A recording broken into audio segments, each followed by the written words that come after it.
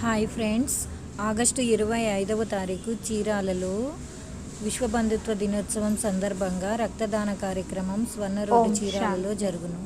రక్తదాన శిబిరం. రక్తదానం ప్రాణదానం.